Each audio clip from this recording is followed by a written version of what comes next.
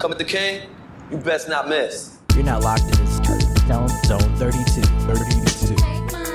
Ladies and gentlemen, welcome back to another episode of the Zone 32 podcast. It's a trio tonight because we have exciting news about one of our co-hosts. But before we get into that, let me introduce the crew. My name is Jake. His name is Drew. His name is Will. What up, people? Let's get the fuck into it. Shut the fuck up. Fuck it. Fuck you, bitch. Mustache, bitch. Anyway, so Grant couldn't be here today because the rookie is reported to minicamp, and he is our 38-year-old rookie outside linebacker destined to take 42. He's 42. He's 42. He's 42. Well, fucking A, man. Hey, if Uncle Rico could do it in a fictional movie, then so can fucking Mr. Grant, a.k.a. Hayden Hurst's little cousin. All I'm saying is that, I don't know who's going to have to play. Who's the famous ginger actor that we're going to have to get to play him in the movie? The kid who played Ron Weasley in Harry Potter could play Grant in Disneyland. Or it could be like Seth Green, or you could do Seth Green or some shit. Or it could be Damian Lewis. Carrot Top. That's true. Is the kid who played Todd in Breaking Bad? He's a blonde. He's a blonde dude, I thought. Fair. What about the guy from? You don't watch Dave, do you, Drew? No. Jake, do you watch Dave? I haven't given it a chance. I just finished watching The Bear. Bear is awesome. Dave is. You will thank me, both of you. I can't believe you haven't watched it yet, Drew. It's so fucking funny. Well, you haven't watched the fucking Godfather, and it's 2023. So. Yeah, Dave is a contemporary show. It literally is going. How many episodes is Dave? It's 4 or 5 seasons now, right? No. It's 3 seasons. 3 seasons. Okay, so is it more than 3 hour time commitment? Yep. Yeah, but you can watch it. I don't know if I can watch it then. But you can just watch a couple episodes and know that it's really funny. It'll just never live up to the hype. And they're only like 30 minutes long, so you can do it in little pieces. So but that's like 30 minutes of my life that I might not get back if it doesn't live up to the hype. I've made it this long in my life without watching Dave, so I don't know if I could watch Dave. Not the same. Right? I don't know. It's worse because The Godfather is the classic. Is arguably the greatest movie ever made. It's not arguably it is. It's not arguably it is. But we'll transition from that topic. I'll argue that it isn't because I've never seen it. So I'll change your mind after you watch it. Would having $1 billion be great? Like, would it be one of the greatest things you could have in your life? But Maybe. You don't have $1 billion. But you don't have $1 billion, so you don't know that. Like, that's the same argument. Exactly. Maybe. Well, that not to mention, more money, more problems. You don't get to hear Al Pacino being like, "Oh, everybody, say hello to my chocolate blend." You actually get to hear him act like a fucking actor back in the days of his youth. Fucking Marlon Brando too. You're not selling Marlon Brando was younger than Will is right now, and he was playing Don Corleone. In case anybody was wondering. Marlon Brando was like 48 in that movie, and Will's 53. So that's not true. I would have wagered he was younger and on the waterfront instead of The Godfather. We need to get like a counter of somebody who goes back and just sees how many fake ages I've claimed for Will and Grant over the course of the podcast. It happens. It's all good. Yeah. But anyway. Rookie training camp started. Chris Hemsworth, aka Grant, our podcast co-host, is attending as a rookie. Obviously old man. I doubt he makes the roster, so he'll probably be back by week 3 of the preseason. But you never know. Be a cool story if he's actually there. Do you think he'll make it that far into the preseason, or do you he's think in the cold tub? So he's in the cold tub after day 1. Yeah, there's no roster cut downs, Jake. So that's the only reason he might make it. They might cut him and bring someone else in just to take his spot. And they still might cut people, but there's no cut down days. He claims that he'd have more sacks than Odafe. So I don't know. He did claim that, but then you went out and were like, I know why you got kicked out of the rookie OTAs or whatever. It was because you got pancaked by Project Pat. So we'll see. He might do it again, but like, how many times have I told you, man? And then just fucking run him over. Oh, I do want to give now that we're on like team activity stuff too. Rashad Bateman should be back in the podcast's good graces after we talked about him last week. Well, no, that was funny. What he did. That was funny. That was funny, and because it was an opportunity for him to kind of be a bitch about it. But it was a funny joke, and he leaned into it, so that's good. But why isn't he with the guys? I would still think it's a medical thing, which is hopefully. And I think it's a medical thing and a lack of situational awareness on his part. which I can forgive. Right. I don't think he realized the photo op and the just the outside of football what he could have gained from being there, which is fine. Well, I mean, we did see him with Odell at one point during the offseason in Arizona. Yeah. So I just wonder if he just didn't think it was going to be what it was. You know what I mean? That he didn't think about the youth football camp aspect of it. And he didn't think about the, building camaraderie with Zay and with Odell and with Aguilar. And, I think Laquan Treadwell was there too, Grant said.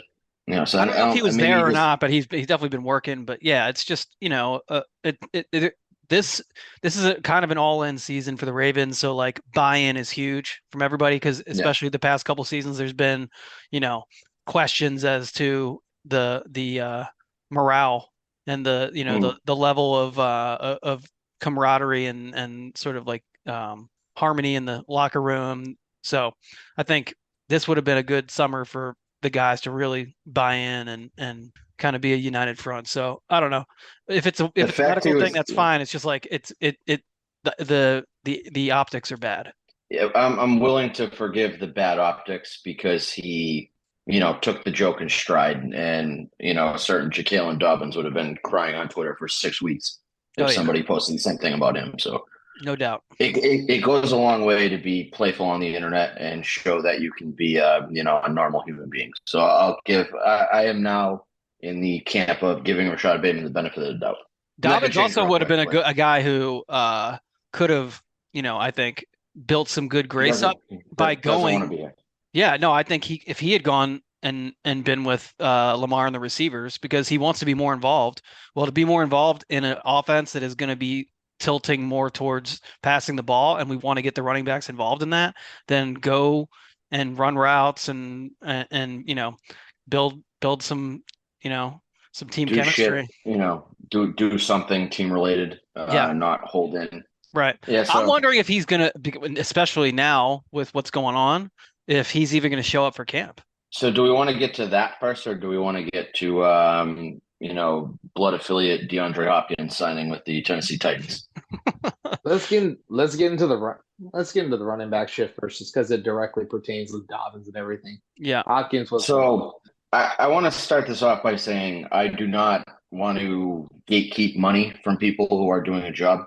Like, if you feel like you're worth $100 billion doing, and you're a McDonald's cashier, by all means, go ask for that $100 billion a year. I don't think you're going to get it. That's just like simple economics, supply and demand, all that shit. But like, I'm not here to say that that Saquon Barkley is stupid for asking for $17 million a year. If that's what he thinks he's worth and that's what he wants, he's well within his rights to ask for that. At some point, people have to understand that unless you're like an elite of the elite running back, and I'm talking like, prime Christian McCaffrey, Alvin Kamara, prime Derrick Henry, you're really not anything special. You're very replaceable. And there is no point in paying, like a normal running back $10 million a year when you can go draft a kid in the 6th or 7th round, get basically the same production out of him, and you're going to be paying him 1/10 of the money.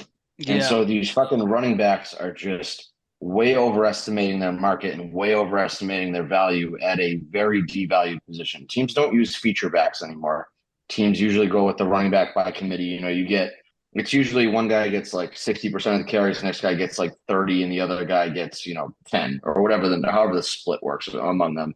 But nobody's really, there's no Sean Alexander, Emmitt Smith, running backs like that who are touching the ball 40, 50 times a game anymore. Like, that just doesn't happen. Yeah. And so these running backs coming out on Twitter and crying about, they need to pay us more. I know that Dov Kleiman is potentially a Mossad agent who likes to post, fake news to fuck with the American reporting, but talking about how there's some group chat among like veteran NFL running backs and how they're going to go to the league and, ask for changes to running backs. Like, it's just fucking stupid. Like, at some point you have to know what your worth is, and you have to know that it's not all that bad getting $5 million a year to play football. And it sucks. Running backs have short shelf lives, but just fucking shut the fuck up and carry the ball. All right. So Saquon Barkley has a valid gripe, I think, because he brings a lot more to the table than, the standard running back of the 3 franchise tagged running backs, him, Pollard, and Josh Jacobs. And Jacobs, coming off of a big year on the ground, but I mean, not like a historic year. He had a good year. won a rushing title, but Yeah, and just like we were having a conversation with Grant about batting titles in MLB, it's like, okay, great, great job. Maybe like you get an incentive bonus for that, but I don't know that should dictate that you are paid at the top of the league because you gain the most yards on the ground. Before we throw Pollard into this mess, I don't think he'd asked for a larger contract. I don't either. I don't either. But I think they're playing a wait and see game with him, right? Yeah, and that's fair because he was splitting time with Zeke. But but Saquon Barkley, aside from the injury that he had, Saquon Barkley is an elite talent. Saquon Barkley has shown he can play at the level of a Christian McCaffrey, Derrick Henry, and Alvin Kamara. So I think he has a valid gripe. The $13 million they're offering him. Go ahead. But do you know who was an elite talent for 6 years in the NFL or 5 years in the NFL, then hit a wall year 6, and then we never saw him again? Yeah, Gurley. No, right? Ray Rice. Ray Rice was elite pass catching guy. And granted, he never came back after year 6 because he punched his wife in an elevator. So that's fine. But if you look at his numbers from year 5 to year 6, he just totally fell off a cliff. He was not the same guy anymore. And you can talk about some of that had to do with the Ravens had shit going on and they had, they'd won a Super Bowl and then had a bunch of, roster overturn, whatever. But guys like that who touch the ball 350 times a year are going to tire out at some point. I think that Saquon Barkley can be used in so many different ways. And he's been doing that since he was in college. So I think of all the guys who are in the conversation here, he has the most valid gripe to say, I deserve to make $15 million a year. Even if it's a 3-year deal, I think would be fair. But when you got guys like J.K. Dobbins, who is trying to piggyback on this is where the devaluation of the running back position is a valid point to make because he's in Baltimore. We invented this really. The 80-20 rule is invented for running backs. So when we've been doing it forever, the Ravens have been churning out productive running backs, not elite running backs, but productive running backs for a very long time. And it's always next man up. And they happen to right now have a bunch of really good ones. And most teams are kind of emulating that. Another guy I think who is in the same conversation is Eckler. So he has a valid point, I think, because he does a lot more than just then take handoffs and run the ball. So his point is there's backup wide receivers making more money than him. And that doesn't make a whole lot of sense. I guess part of that is, though, it's tough shit. It's, you get drafted, you have a 4 or 5 year rookie, you're under team control for 4 or 5 years, and then you have the franchise tag, and then you're a free agent. If you want to get paid, you have to prove that you're useful past those first 6 years. And most running backs don't prove that they're useful. This does remind me of what happened. I think it was Suggs who kind of led the way on this, where he wanted to be tagged as a defensive end instead of a linebacker, or was it the other way around? Right. It was the other way around because I think linebackers are all the 10 million. So inside linebackers and outside linebackers used to not be differentiated. And so that's why he wanted to be tagged as a defensive end because they got more. Gotcha. Okay. Yeah. So which is, again, it's fair. And Jimmy Graham wanted to be tagged as a wide receiver that year. I think that was around the same time. I totally get it. Guys want to get their money, and maybe a running back tag needs to be a higher number. But then teams are just not going to tag guys, and nobody's going to sign them anyway, and they're not going to get that money, so it's irrelevant. Right. There was people talking about how they should put special rules in place for when you're drafting a running back, and when you draft them, that you only get a 2-year rookie contract. That totally tanks their draft value. Then nobody's going to draft fucking running backs anymore. You're not going to take the guy in the first round if you only get him for 2 years. And then they're also talking about, get rid of the franchise tag or the 5th-year option on running backs, higher rookie salaries for them. I'm it's not going to work. The market's going to correct itself. Teams do not want to pay top dollar for average running backs is really what it boils down to, because they know that you can sign 2 average running backs who are willing to take, $3 to $4 or $5 million a year, and you can get the same production as signing one elite guy for $10 million a year. And honestly, you're better off doing that because if one of the, the tandem goes down, you still got one average running back left in the running back room. Right. Yeah. So, I think the point, the prevailing point here is correct, where people are hyper focused on the guys who got tagged. And then you have a whole lot of guys who really have no business being in the conversation talking about it's not fair. And J.K. Dobbins is one of them. And J.K. Dobbins has barely played. and he's flashed, but like last year he came back from his injury and he didn't have that extra gear. He even admits that. So it's like, yeah, dude, you're not going to get a new contract right now because you haven't demonstrated that you're able to play to your full ability after your injury. So Calvin tweeted that meme that he made yesterday, the two dragons that look scary and then the one that looks like special needs. Yeah. And he did Josh Jacobs, Saquon Barkley, and put all their stats and then put the J.K. Dobbins 23 games played. And even that's misleading because J.K. Dobbins has had two good 6-game stretches in his career. Yeah. He's been an elite running back for 12 games. He's played in 23. So that's about half of the games that he's played in that he's been in, I would call him an elite running back if you look at the numbers. And then he's also missed, I think it's like 55% of the games that he's been on the roster for. Like, I'm sorry, I understand that people want to get paid and I understand that, running back's a hard position. And again, like I said, I don't want to gatekeep anybody from asking for money, but at some point, like if the Ravens say no to you, pouting like a little bitch about it is not going to help because they're right to say no to you. Yeah. Somebody tweeted me the other day. I tweeted the J.K. Dobbins retweets, and he responded to me with like, if you were stuck making minimum wage for 3 years, like, wouldn't you want a raise? And I'm like, yeah, but if I was making minimum wage for 3 years, I missed work 56% of the time, and then I went to my boss's office and demanded a raise, and I got laughed out of the office, like, I deserve that. Like, that's my fault, and that's the same shit. Especially if you say I want to raise, if like you're making it about what the guy who has come to work every day and been like employee of the month makes, right? Yeah. So I do understand JK's point to a in a sense that like Justice Hill's making more money than him this year. Right, but whose fault is that? No, I get that. I'm just saying, like, I can see where he's sitting is like, what the fuck? But like you said, it is what it is. Like, reality is reality, and just because you're more talented than someone else, it's what you've been able to do, and it's what the concerns are about you moving forward. And seeing what he did last year, obviously, I think he's on the upswing in terms of his health and his ability and like getting back to form. But you got to show it. And if he does that, I wouldn't be surprised if the Ravens try and sign him. And because of the running back market, it might be the best offer he gets, or it might be the best situation for him. But I don't know. I think he's like dug his heels in on this idea that doesn't make a whole lot of sense. And so we had this. Oh, good. We had this comment. Good. Yeah. Well, there's another aspect of this, and I've been saying this since before last season. And it's when people were banging the table about Lamar Jackson wants a fully guaranteed contract like Deshaun Watson. And I was like, okay, we are in a league here with a hard cap. So if you want to dedicate 25% of your annual salary cap to one player, that is going to come out of other people's pockets. And the pockets it's coming out of right now are running backs.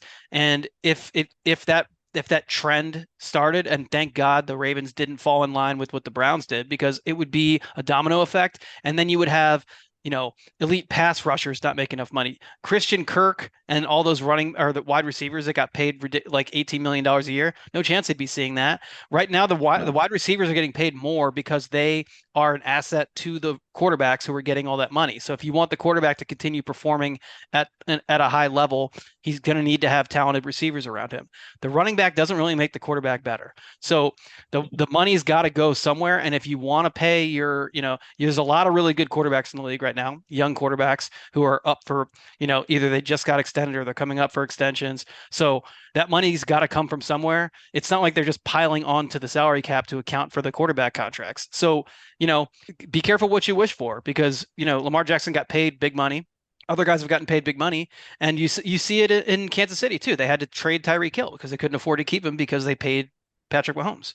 So like this is the business of the NFL with a hard salary cap. Any league where there's a hard salary cap, if you're paying one player at a position that is obviously the most important, and then you have other positions like, left tackle, like guys like Aaron Donald, or just elite defensive players, guys you have to pay, cornerbacks, it's going to come out of somebody else's pocket, and running backs is going to be one of the main ones, because when you look at a roster, there's 3 or 4 running backs on every roster. There's 5 or 6 wide receivers, maybe 7 on some teams. So like, yeah, those guys, the guys at the top. So right now, wide receivers are still getting big money, but for the most part, running backs are not. The average running back is going to get paid less. The best running back on the team is probably not going to make, 10+ million a year. You're going to have a bunch of guys making between $2 and $7 million a year. That's how it's going to be. They're going to have a committee of guys making a modest salary,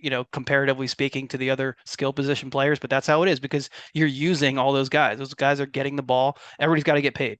So, I mean, you can look at, you brought up Lamar. I was going to say that you're more willing to cave to unreasonable demands from a quarterback because that's a more important position. But you can look at how, and longevity in a quarterback. Yeah. You can get 15 years out of a quarterback. So if you look at the way the league is trending right now, I talked about this last year. I don't remember what podcast you and I went on, but I was talking about how like the cover 2 defense is going to come back and, people are going to play two high safeties and stack the box. The new move in the NFL is that you pay a quarterback a ton of money. You have, a couple of rookies in the backfield, guys on cheap contracts. You try to at least pay your left and right tackle a ton of money and sort of try to fill in the guard position in the center with younger guys that, you hope hit. And then you have one high paid wide receiver and you pair him with a guy on a rookie contract.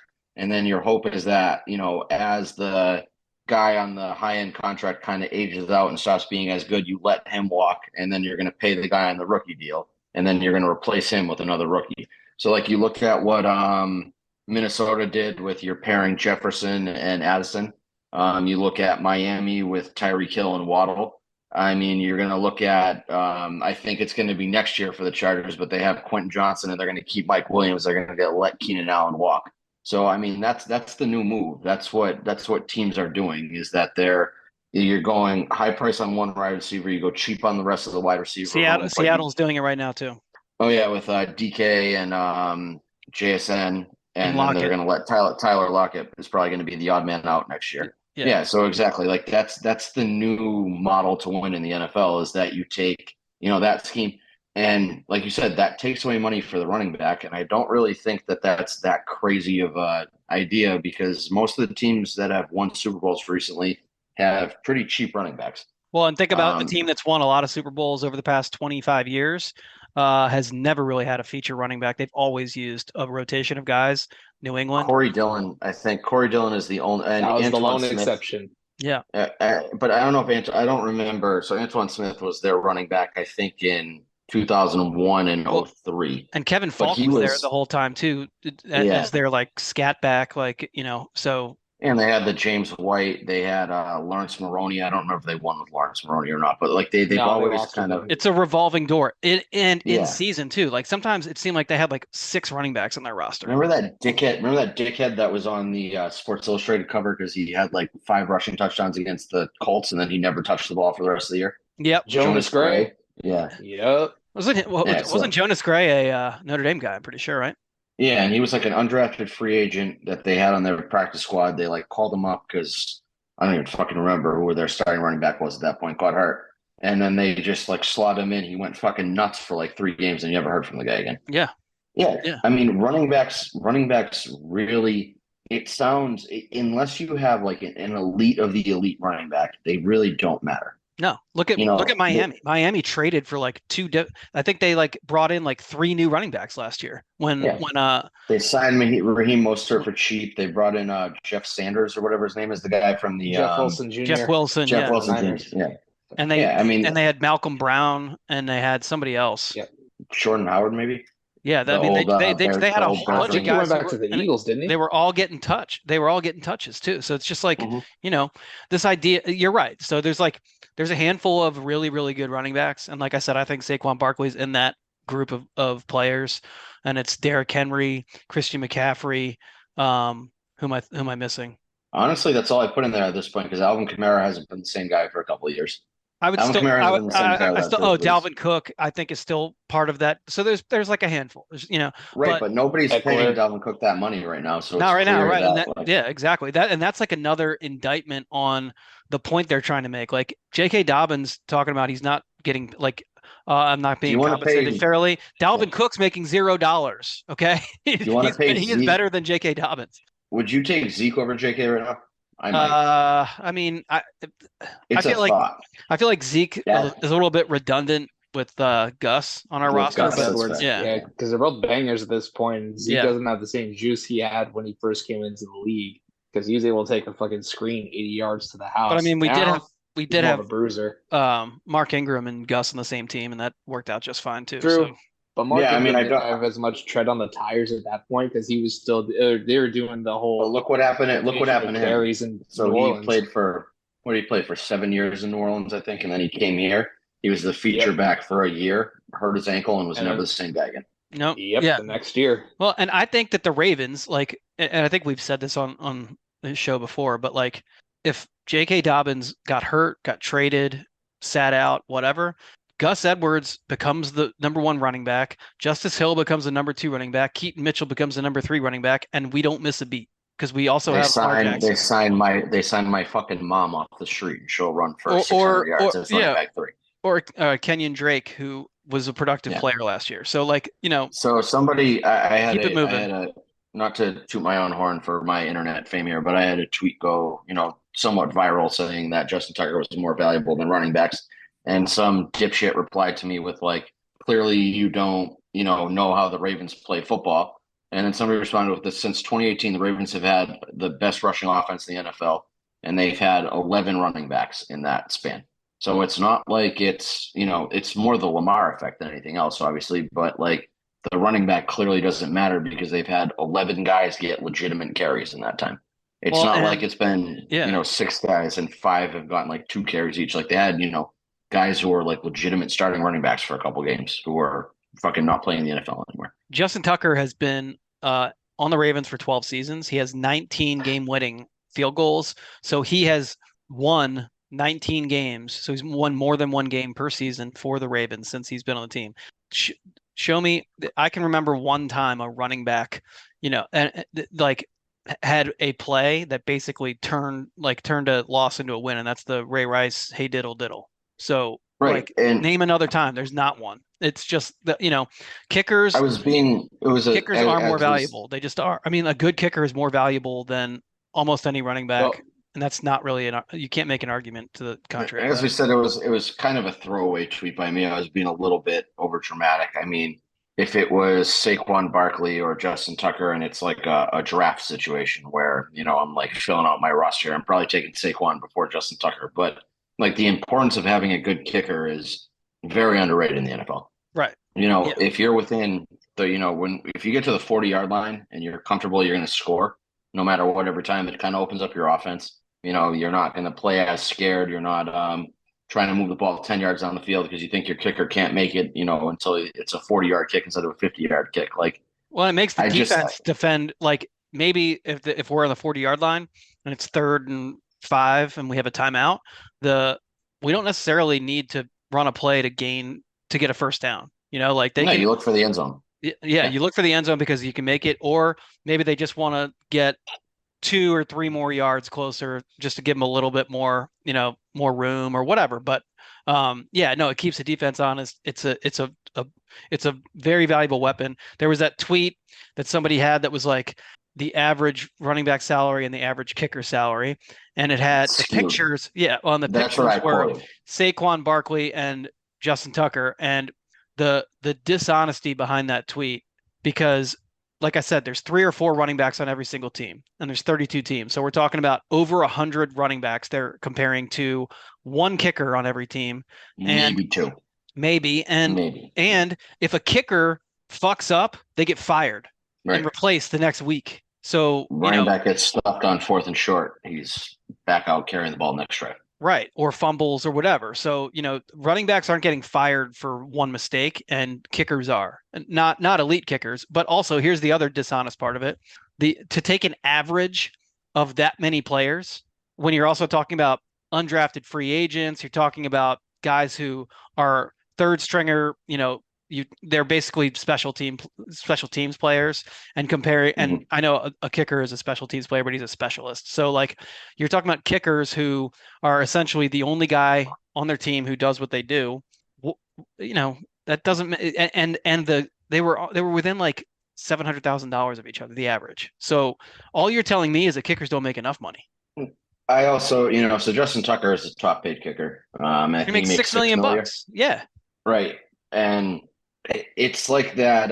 Remember the baseball boom where people started paying middle relief pitchers because they didn't realize, like, before, it used to be your starter would go 8 innings and then maybe you had like a Dennis Eckersley caliber guy in the back end of the bullpen, and nobody realized how important that sixth and seventh inning is.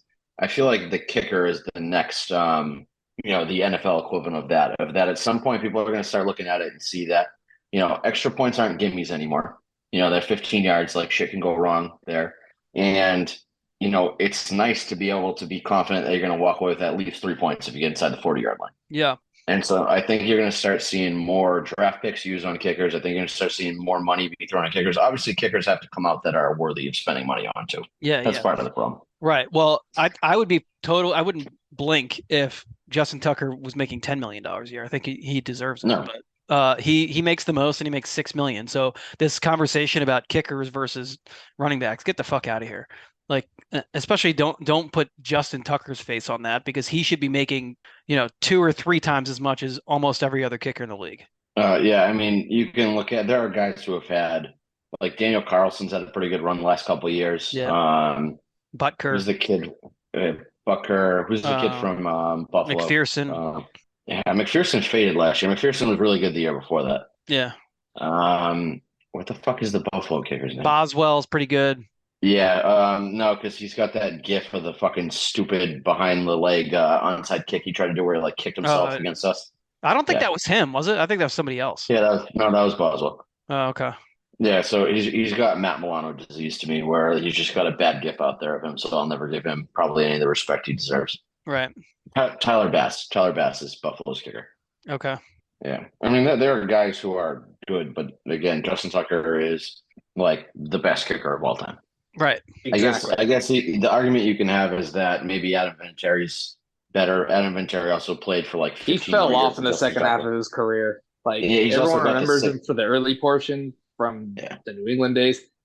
He spent a lot of years with the Colts, and he wasn't good for a decent portion of his time there. But he's also got the rings and the signature kicks. So, like, if somebody wants to make that argument with me, I'm not going to be like, you're dumb and you don't know football. Like, that's, he is. Yeah, he's the best. He's the best until Justin Tucker assumes that. Yeah, just keeping the seat warm for Tucker right now. And you won't hear Adam Vinatieri argue with that for a second. So no. But I'm sure right now Justin Tucker would tell you Adam Vinatieri is the best. So Justin Tucker played for a long time. Is the kind of guy who, like, doesn't know any other NFL players' names. Just, like, shows up to work, kicks the ball, and just goes home. Sings opera in his car. Yeah. Yeah, just, like, pulls into the stadium, blasting opera music, fucking goes in, kicks a couple, 60-yard bombs, and goes home. Like, doesn't put on SportsCenter, like, doesn't even understand, like, how good he is at football. It's just like, oh yeah, that's what they pay me to do. Like, that's what I'm here for. Yeah. All I know is thank God when last offseason, Justin Tucker didn't want to be in Baltimore anymore, according to noted analysts. There was trouble in paradise there. Thank God he stayed.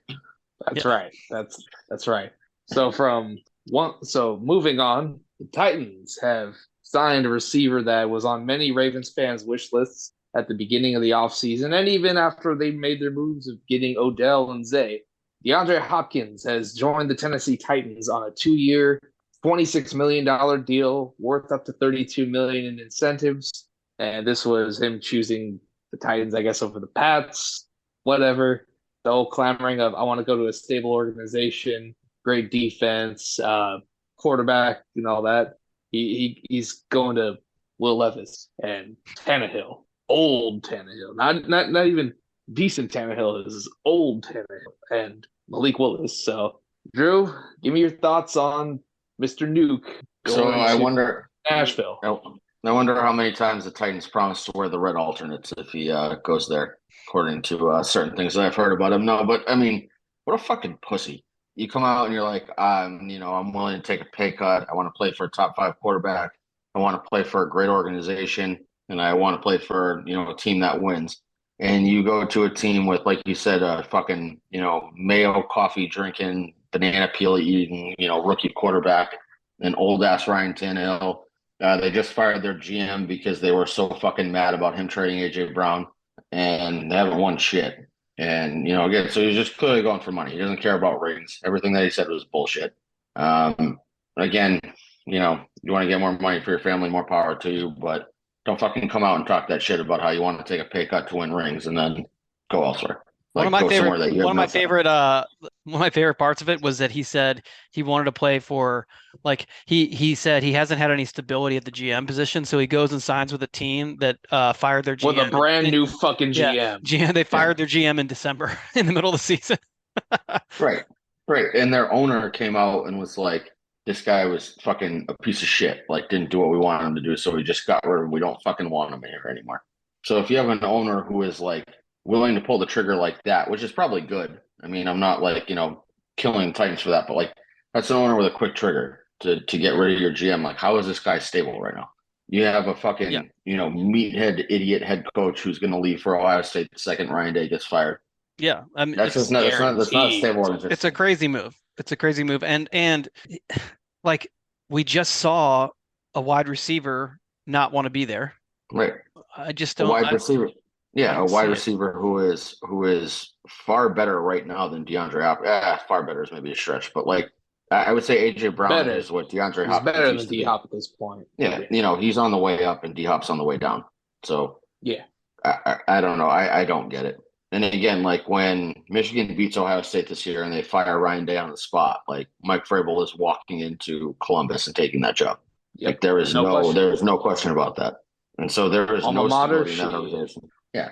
And again, so we're talking about overpaid running backs, but they're handcuffed to Derrick Henry.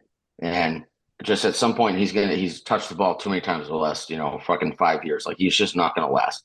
Nothing against him, he's a fucking freak of nature, and I think he's lasted longer than a lot of people thought he would.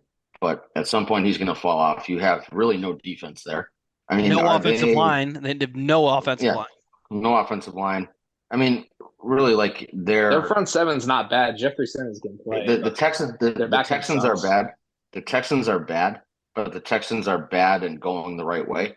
They just got their quarterback of the future. They just got a defensive cornerstone player in the draft. And, I would say that they're looking up. The Titans are going down. So you're looking at the, bottom of the division for the next 5 years, unless Will Levis hits and it's like some fucking amazing player, which he's not going to be. I think the Texans have, without question, a better roster than the Titans, personally. They have a good young running back that they just drafted last year.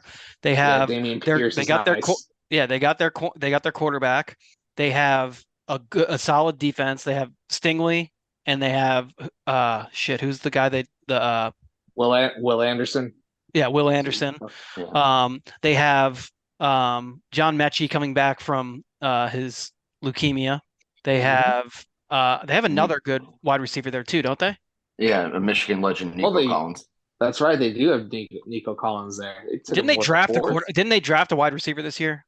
Did they end up? Oh they drafted fucking Tank Dell, the Hollywood Brown clone. Yeah, the Marquise Brown clone, the midget from Houston. And I think they took somebody before him too. Yeah, I personally think the Texans have more talent on their roster than the Titans do. So more talent is fair. More talent is fair, but they also have a lot of unproven talent. So like that's going to take a little bit. You know what I mean? Like they're going to be the team at the end of the year that's. You look at the schedule and they're 4-10 rolling in, and you're like, "Oh, this is an easy win," but they're actually better than that at that point in the year. I think that the Titans could go like 5-12 this year. Yeah, I thought that before they brought in D-Hop. I think with him, they'll probably go 7-10, 8-9, kind of bullshit their way into. I don't think second place in the division. I think they were 8-9 last year, and it really comes down to quarterback. Is Ryan Tannehill your starter all year? And is Ryan Tannehill the guy he was 2 years ago that he's like efficient? Then maybe they're an 8-9, 9-8 team. He won't be though. I don't think he can be efficient because the offensive line is so fucked up. Their offensive line a couple of years ago was pretty good. Is Lawan gone this year? No. Yeah, Lawan's retired. I'm pretty sure he hasn't officially said anything, but I mean he was cut and he's not signed elsewhere. So exactly. He can't. So, I don't think he can sign anywhere because of all the gambling shit with Barstool. But that's a different. Conversation for a different day.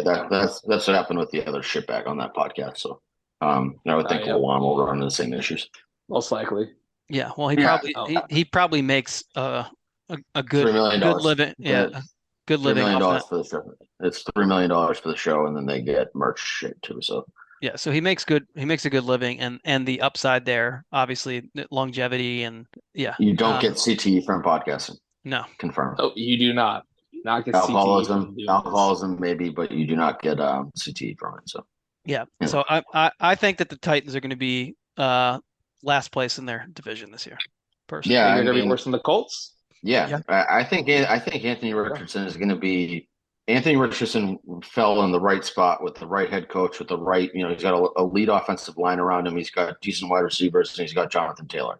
Like I feel like offensive line last year played like shit though. Like they're highly paid. But they had a lot of injuries last year too. Yeah, true. And Matt Ryan also looked like he was 96 years old in the pocket last year, which was, he fell off quick. He hit a wall and was just not the same guy anymore. Because I know before the reason we were talking about he might be better, but he's not. No, there's a reason he's going to be an analyst for CBS now. There's a reason. College, right? He's doing college, right? I think I don't know if he's doing college. They might be, which is interesting given they fucking lost. They lost the SEC. I think aren't they getting the Big Ten in a few years? CBS. They're gonna get a couple games. Yeah, so CBS and Fox are gonna split Big Ten games on. Okay. But yeah, again, the Titans are not in good shape, and so going to the Titans is a clear. I want money. Mm-hmm. They offer me the most money. Is going to the Patriots that much better than going to the Titans? I don't know, but if you're picking one of those two teams, I'm taking Bill Belichick over Mike Vrabel any day of the week. Yeah, in terms of who's going to help me win. And I'm probably taking Mac Jones over Ryan Tannehill because Mac Jones has the potential to possibly improve, whereas Ryan Tannehill at this point is not going to get better. He's going to get worse. Mac Jones got drafted in the first round because of his work with Bill O'Brien, and now he's back with Bill O'Brien. So if there's a guy in the NFL who's going to be able to turn Mac Jones into an above-average NFL starter, it'll be Bill O'Brien. So I wouldn't even say Mac Jones was an average NFL starter last year.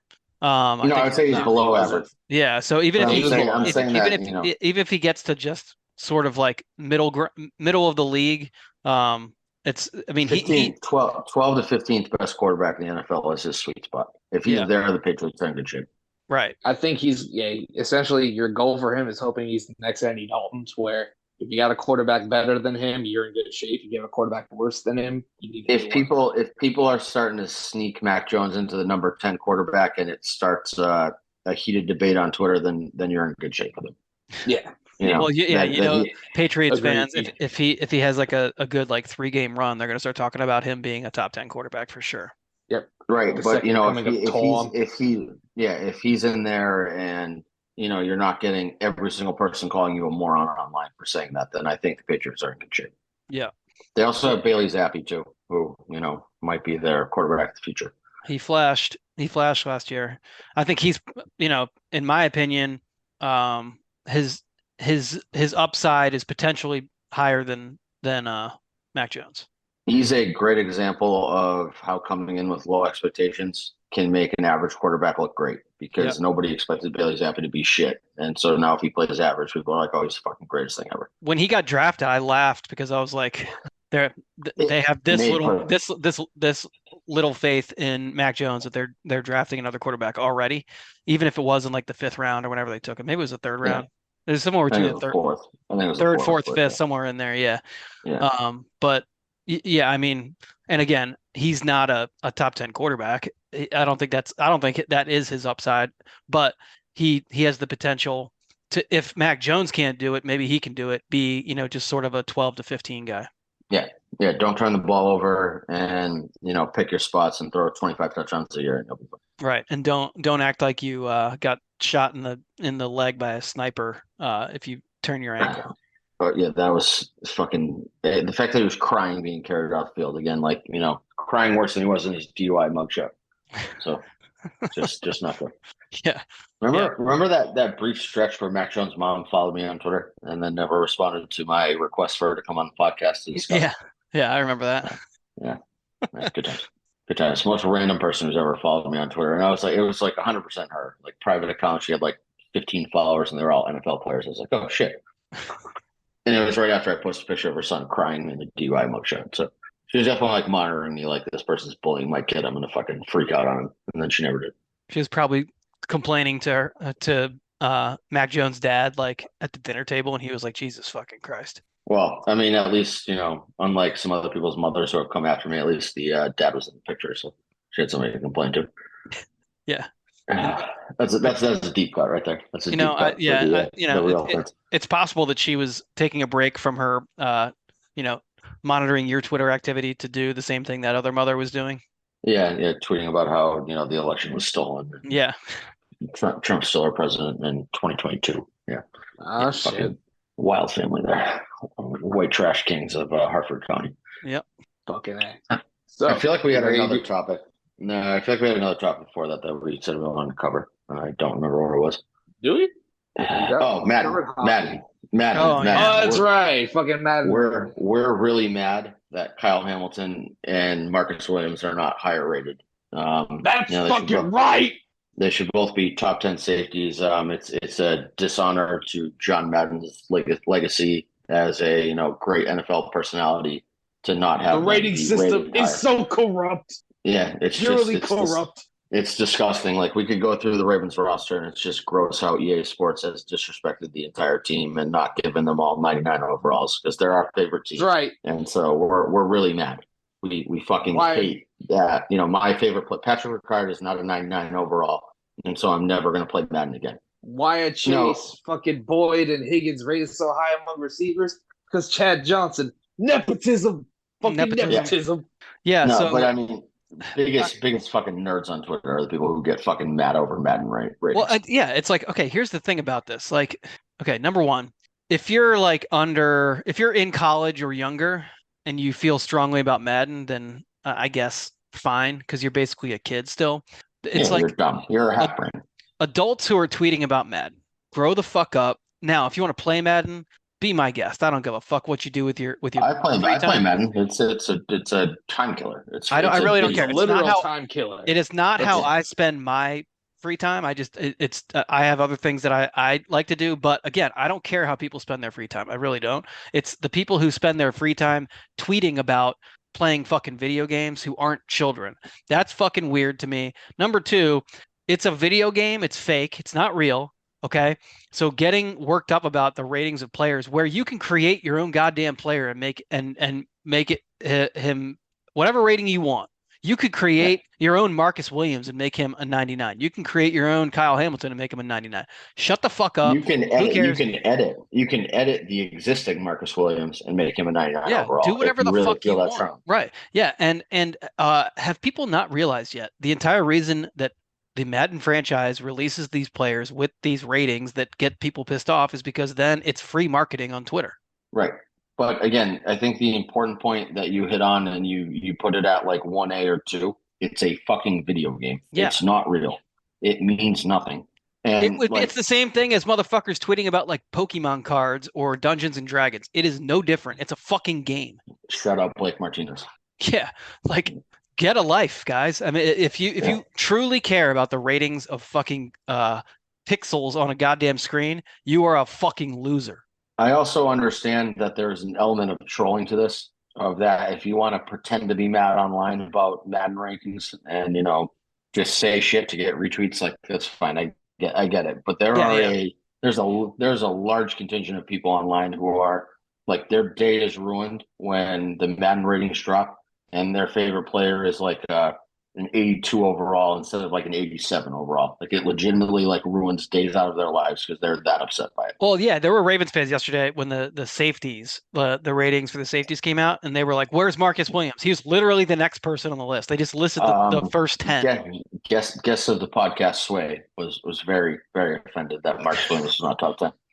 So yeah, he was literally the next guy. He just didn't make the list. And he's a good example of somebody who's like, he probably really didn't care, but he's like, this is something I'd be fake mad about online.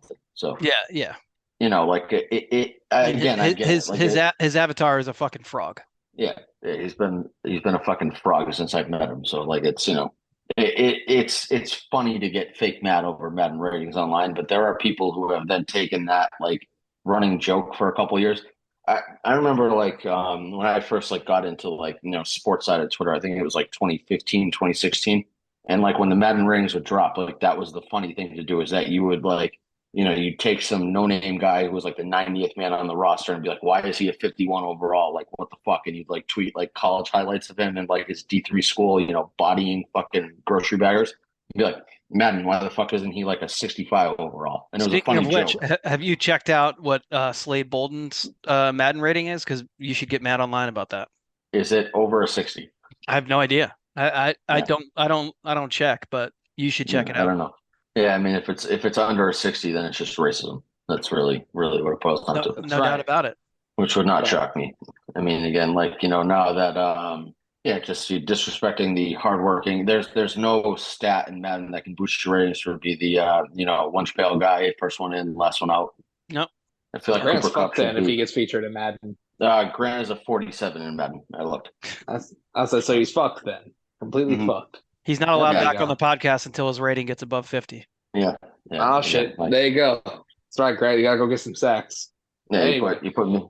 Yeah, I just people who get mad over Madden ratings deserve to be bullied online. So I mean, if you're gonna play a fucking sports video game, don't play Madden. They have your little paywall and HS and shit to get your team better on Ultimate Team and all this shit and all that. Don't waste your fucking money on a $60 video game and then spend however fucking many dollars you want to get certain players that are going to do nothing for you except kill time. So you're like, hey, I can win with 99 players overall. Fuck off. Go play NFL Blitz because it's cooler.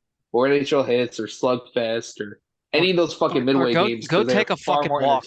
Go outside. Breathe. Touch grass. Breathe Canada smoke. Touch grass, losers. Fuck Canada. But still. Anywho, all right. Let's do the fucking ticket wheel. It's not going to do it. Why the fuck do you keep prematurely ending the podcast? We have an important giveaway to get to. We do. We had like 7 whole people enter that giveaway. Pretty big numbers. And one of those 7 people are going to get some passes to training camp. We haven't added the disclaimer there, but you have to wear a custom-made Zone 32 jersey that we're going to send to you as well. Who's sending that? Well, I'm just going to buy like a blank white t-shirt and write Zone 32 and fucking Sharpie on it, but it's fine. Might as well. Maybe some purple Sharpie. Black and purple. Switch out the letters and numbers. Mustard colored pants too, obviously.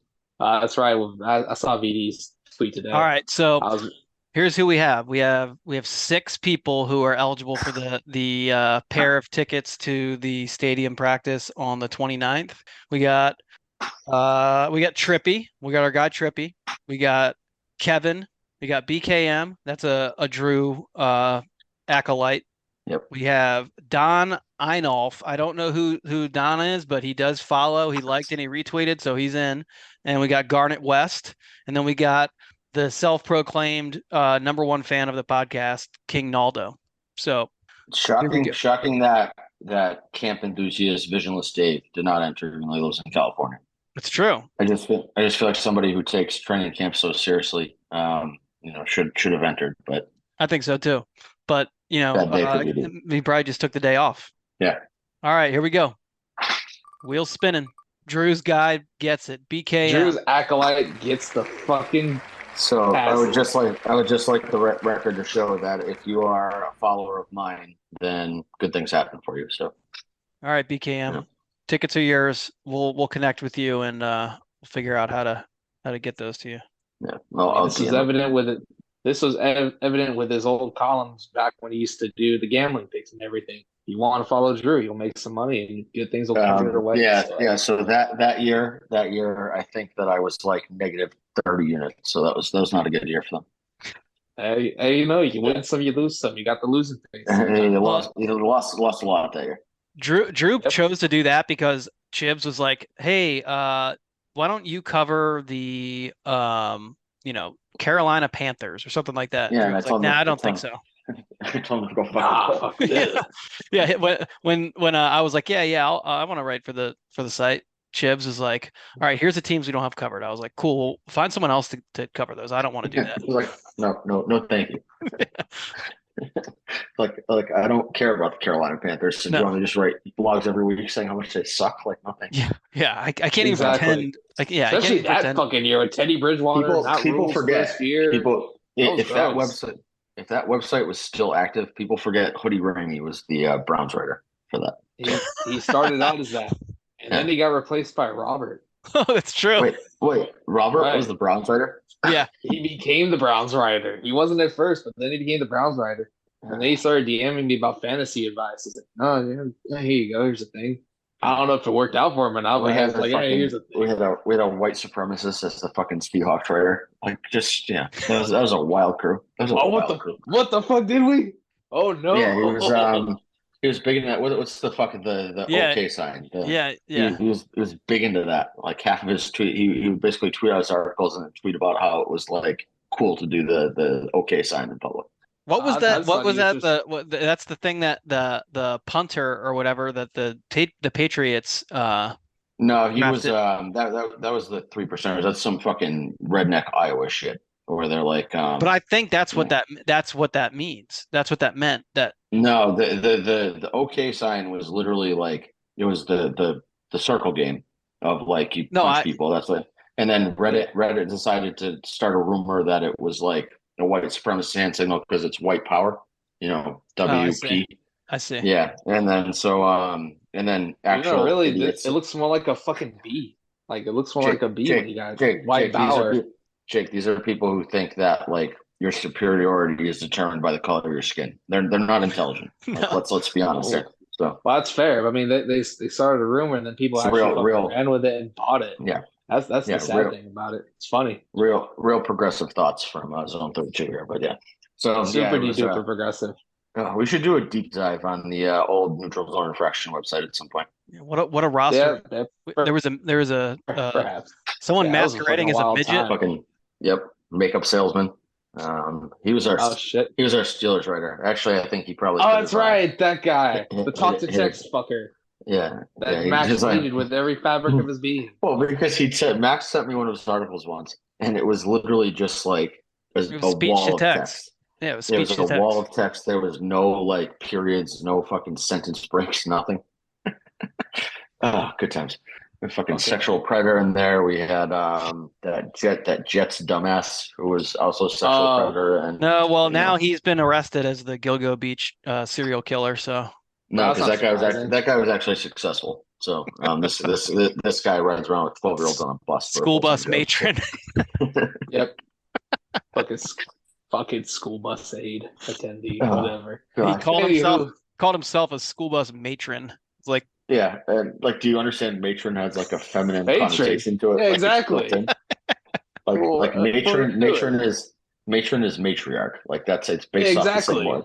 Yeah. And he was like proud of that shit too. It's like, buddy, he said it so many times. Every time he said it, I would laugh. Remember he freaked out at who was it? Jamal Adams talking about mental health, and he's like, well, that's right.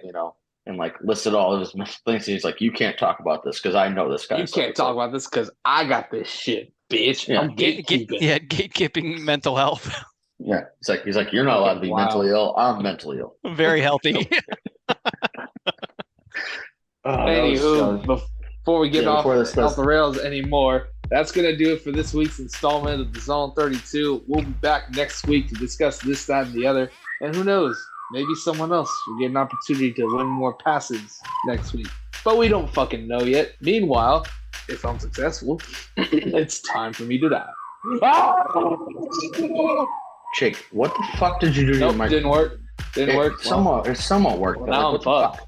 Yeah, you went back to the old school fucked up Sesame Street background. I thought that might, bring back the old magic, but that's what I was hoping for too. But no, I don't think. I think I'm just kind of fucked. So Jake, duck down. That's all I can really do. That was scary.